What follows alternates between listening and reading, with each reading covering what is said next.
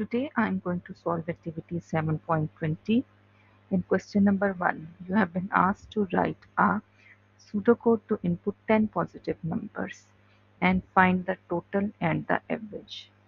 In this question, you have been asked to input a fixed number of take a fixed number of inputs. So this is the code. According to this code, you are declaring a variable named total and assigning it a starting value of 0. Then another variable named counter. Counter will start from 1 and it will go till 10. This process will repeat and keep on showing a message to the user on screen to enter a positive number. The user will enter the number into a variable named number. A check will be performed over here that if the number is greater than 0, then the number will be added to total. But if the number will be less than 0, it will not be added to the total, and this number will be added to the total value of total. And this for loop will iterate for 10 times. It first when the value of counter will be 1, the when the value of counter will be 1, the first value will be added to this variable name. When the value of counter will be 2, the second value will be added to this variable name total, and in this way the final grand total will be added over here. This total will be divided by 10 to get the average, which will be displayed to the user on screen. Let me demonstrate it in the form of a diagram. So, suppose we are declaring two variables in memory. The name of first variable is total. The name of the second variable is number. And there will be a third variable which will act as a counter. The starting value of total is 0, and the starting value of counter is 1. This repeat until loop over here is checking if the number is positive, and this thing is being checked at the end of the loop. It will keep on repeating and taking 10 positive numbers from the user. For example, the first number that the user has entered is 5, and 5 will be stored over here. And the only purpose of this loop is to check if the number is positive or not. Because if the number will be negative, it will have a negative impact on the total. So after coming out of this loop, this new number will be added to total. Now the value of total will become 5. The next instruction will increase the value of counter from 1 to 2. Then this for loop will iterate for 10 times. 10 numbers will be taken from the user. Suppose the second number is 3. This 3 will be added to this total name. This total and a total of 8 will be written over here. Then the value of counter will become 3, and so on.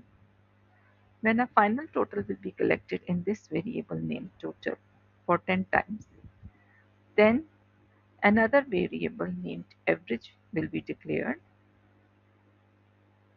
After taking 10 values from the user, any value that will be stored inside this total, suppose the final value is 25, then that final value of total will be divided by 10, because the number of numbers was 10.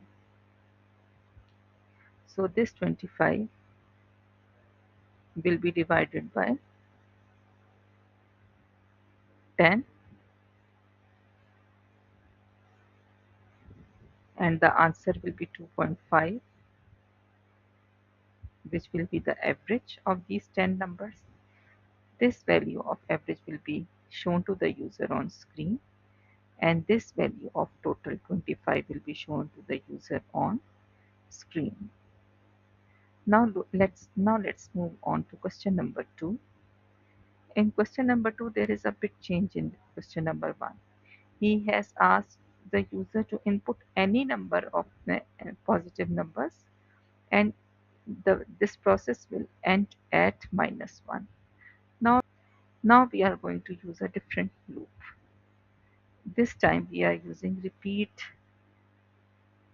until loop, because the indefinite number, the value of loops, the number of loops are not definite. For loop was used in question number 1 because the number of loops was definite. But now the number of loops is not definite. So repeat until will be used. There will be two initial variables, counter and total.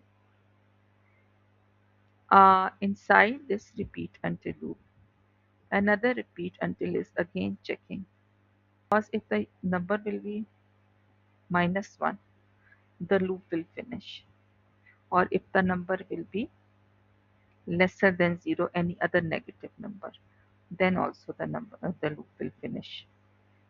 So if the number will not be equal to -1, then that number will be added to the total, and the counter will keep on counting with what number of numbers was entered by the user.